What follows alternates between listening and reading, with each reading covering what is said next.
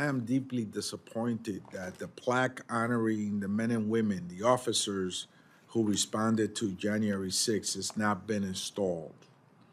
The directive was passed into law in a bipartisan vote on 2022. It's been 4 years since that horrible day, and 2 years since the plaque was was done. This is particularly alarming because many in this campus feel they have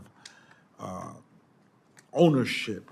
They gloat about the concept that they are deeply more patriotic than anybody else in this universe, and that in fact they have also a monopoly on the concept that they support law and order, but they fail consistently to honor the men and women that stood up to protect all of us in this room. My question is, what or who is preventing your office from installing the plaque as directed by law, honoring the men and women that protected us from a violent, angry, racist mob? When making modifications on the House side of campus or on the House side of the Capitol building, past practice is that for modifications are directed by the Office of the Speaker. Has anybody instructed you in writing to make these modifications, or this is something that you took up on your own? We have not received final instructions to install the plaque. So you have not received instructions 2 years later to install the plaque. And who would instruct you to do that?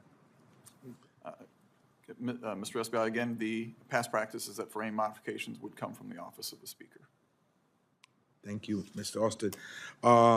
Just for the record, Mr. Chairman, we want to note that Mr. Austin has stated that the Speaker of the House of Representatives has not instructed him 4 years after this horrible attack and 2 years after we've had the plaque to install a plaque to honor the men and women that put their life in danger.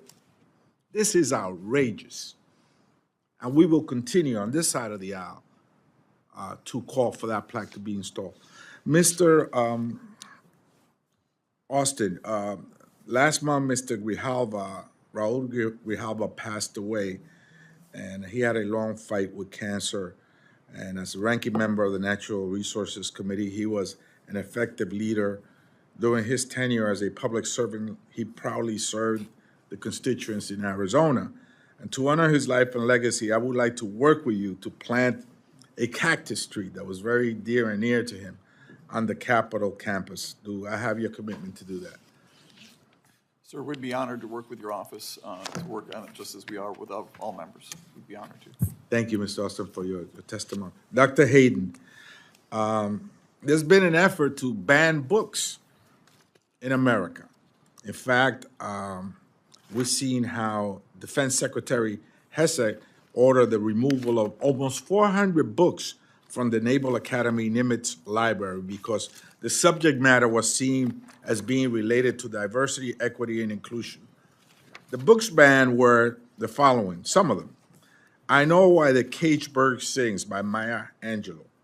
Memorializing the Holocaust by Janet Jacobs. Imagine that. We don't want our new generations to know about the death camps during the Holocaust, Treblinka, Auschwitz, Buchenwald. And another book was Race, Ethnicity, and Disability, Veterans and Benefits in Post-Civil War America by Larry Long and Peter Blank. How would this type of policy impact the Library of Congress if you were directed to do the same there?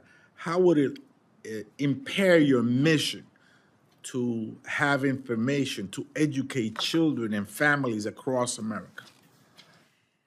As I mentioned earlier, the Library of Congress is unique among libraries because it serves all of Congress and all of the constituents that Congress serves.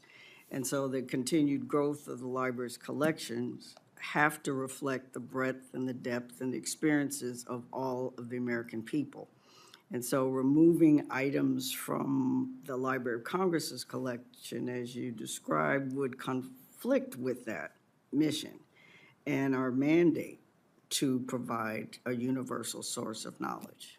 Just for the record, Mr. Chairman, I would like to note that this effort to ban books is nothing more than a modern book burning exercise. Thank you, and I yield back.